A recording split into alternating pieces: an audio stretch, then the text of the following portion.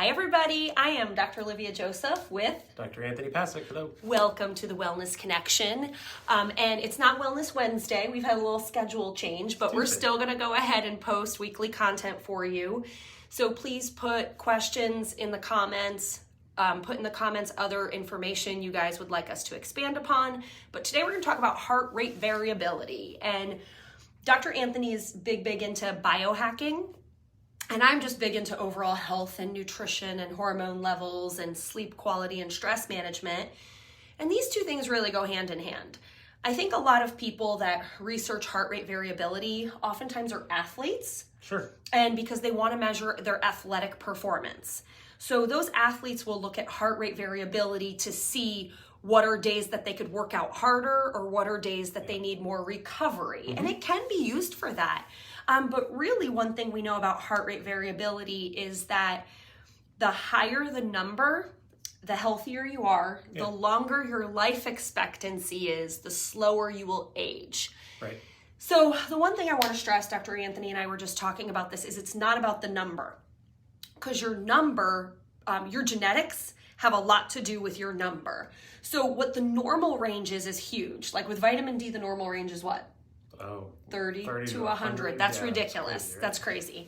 And the same, actually I had a patient that I saw from the UK today, and their lower limit in England is 50, not 30. That's what I said. I said, you guys have better ranges than we do for a few markers that we were looking at.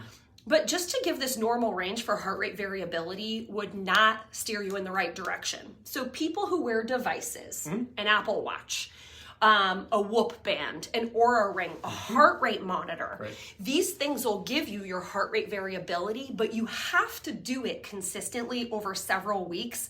2 weeks is the minimum. Really, you want to grab a heart rate variability over like a 3-month window so you know what yours is. So you can look at what conditions are causing that number to go up or what happened to make it go down.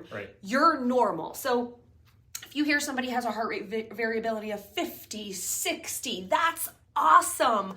But you genetically might not be able to get that no matter how good we'll talk about those lifestyle things in just a second. So what I want you to understand is it can be a measure of health, but I want to talk to you about lifestyle things you can do to improve it. And those lifestyle things, those supplement things, they truly improve your quality of life, the rate in which you're aging, your overall health, and even mortality or death. So making that age farther and farther away. Anything you want to add before we start talking about the lifestyle stuff? No, I think that's a good foundation. Okay. So let's talk about these things that add up to a healthy heart rate variability. What's the first thing you think of? Sleep. I knew, yep, your favorite thing to talk about. So sleep. So talk a little bit about sleep. If you're not sleeping well, it's going to be in the tank, usually. So, I mean, we've done lots of videos on that. There's a lot of things you can do to improve your sleep. There's a lot of things you can do to make your sleep lousy. So, we can revisit that in some future topics. Yeah, and some of the sleepy things that affect your heart rate variability is how long it takes you to fall asleep and how much deep sleep you get. So you don't need a ton of sleep if you get enough deep sleep.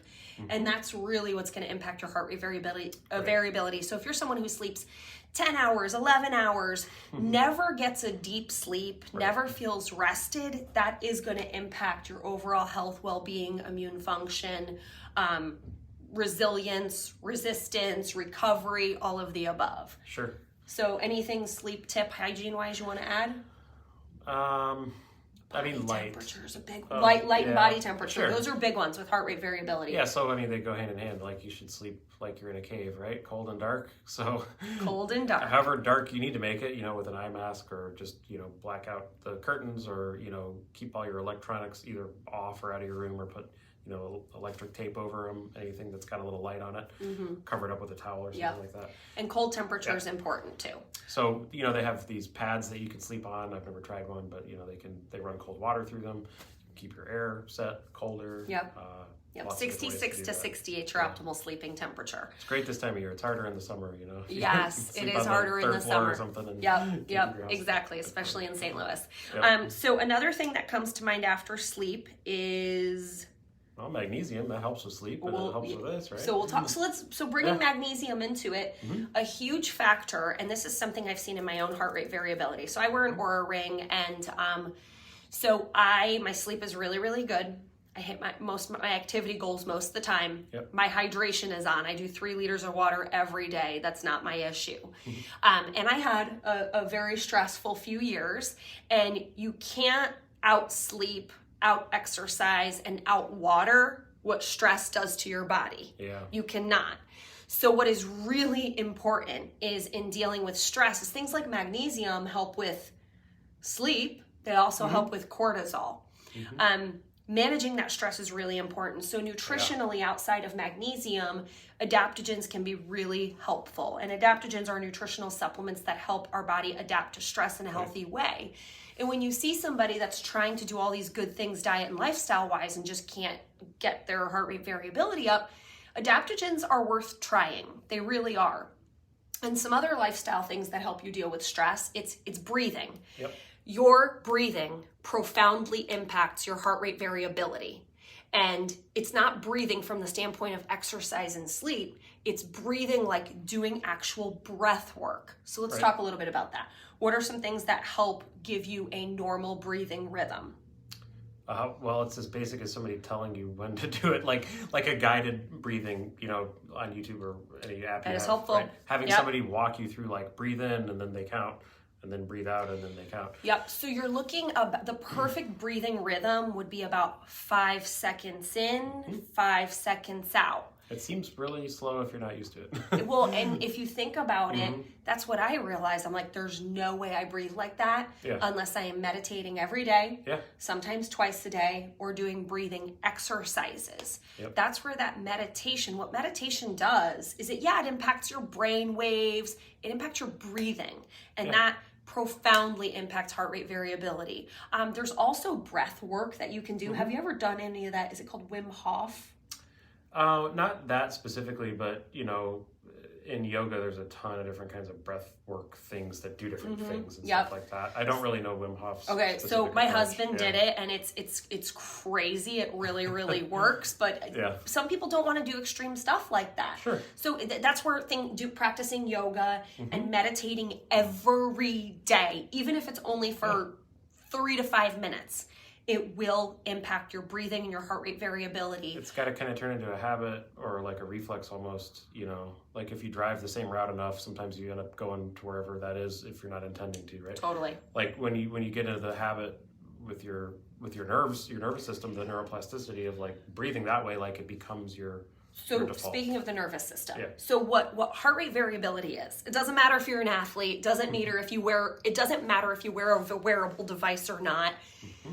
If you see your health isn't what you want it to be, your energy levels aren't what you want it to be, you don't feel like your recovery is good, you don't really feel rested, it's worth paying attention to these things.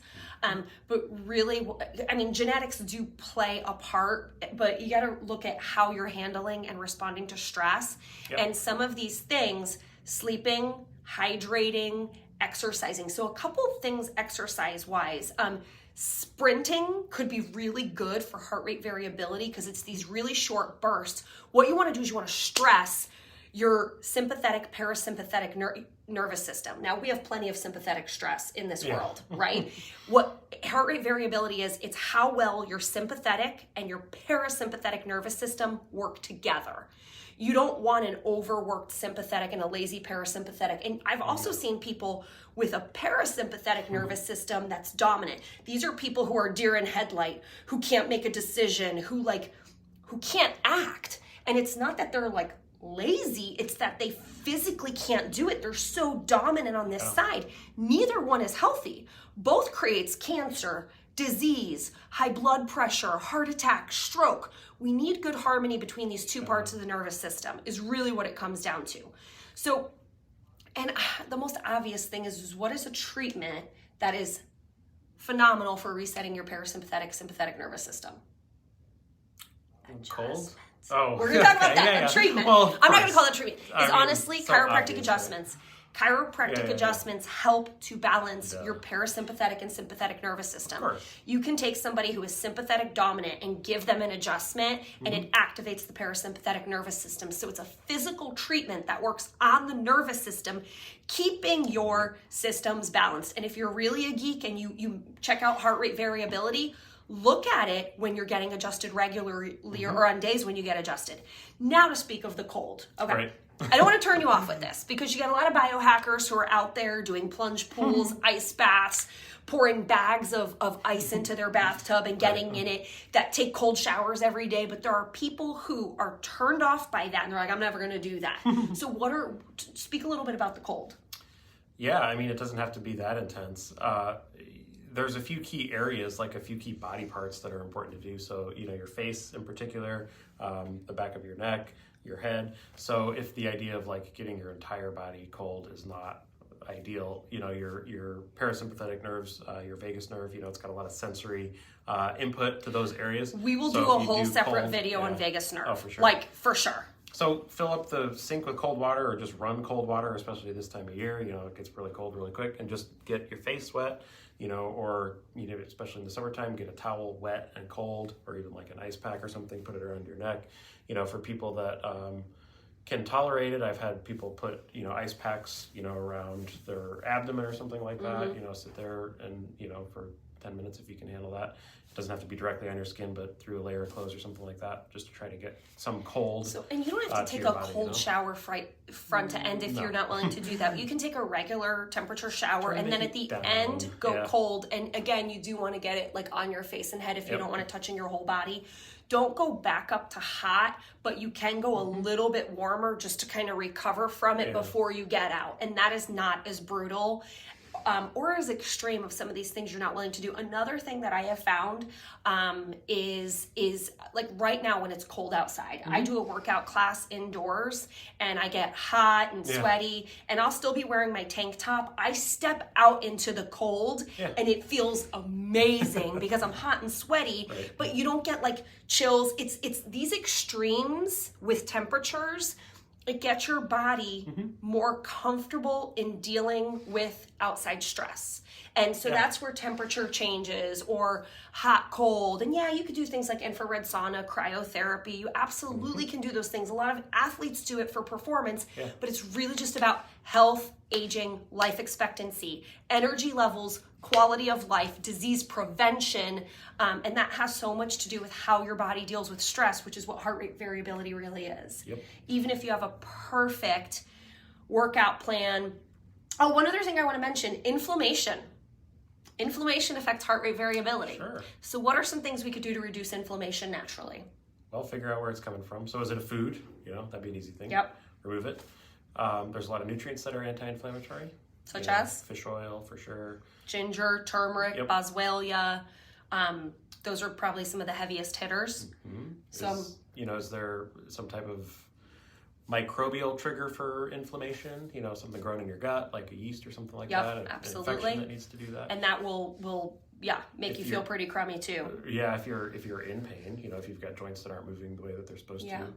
So if you guys are wearing, devices, that's kind of like the world we live in now, and you see that your heart rate variability is on that lower side, don't compare your number to somebody else's number. That is the worst thing you can do. And if you're doing it for biohacking or performance athletic standpoint, I get it. It's so cool to have these tools to measure. The only thing I will say is just be conscious that no matter what, sometimes you can't out lifestyle this. For me, I realized that I was doing all these great things diet and lifestyle wise, but the stress in my life was negatively impacting my overall health and well-being, period. No matter how many supplements I took. And I was like, I haven't been doing that meditation and breath work like I once did. And I've done a transcendental meditation training where I was meditating 20 minutes twice a day. Probably some of the best I've felt in my life. But when you get so far away from that, it's so hard to get back. I tried to do one 20-minute meditation. I thought I was going to crawl out of my skin. And I was like, you know what? I just have to start. You just have to start somewhere. It doesn't have to be 20 minutes twice a day. 5 minutes a day can be effective. But these are all the different tools to improve how you deal with stress, which impacts health in every aspect. And again, that vagus nerve is so important. Right. We'll do a whole nother video on just vagus nerve function and exercises and health and nutrition and even devices that you can use to stimulate your vagus nerve to function properly, because if it doesn't, you're going to have some major health, endocrine challenges, mood challenges. Anything you want to end before? Coffee enemas, that comes into that. For vagus nerve? Yeah. Okay, we'll talk about that on the vagus nerve one. If there's anything else, teaser, we'll do that one maybe next if we can get it together. If not, then we'll go more lighthearted, easier topics, and we'll circle back to that vagus nerve. But man, it's important. So you guys have a great day. Post your questions in the comments. If there's anything else you guys want more information on, please put it in the comments. Dr. Anthony and I will be bringing that information to you weekly. Stay well, stay healthy. We'll see you soon. Bye. Bye.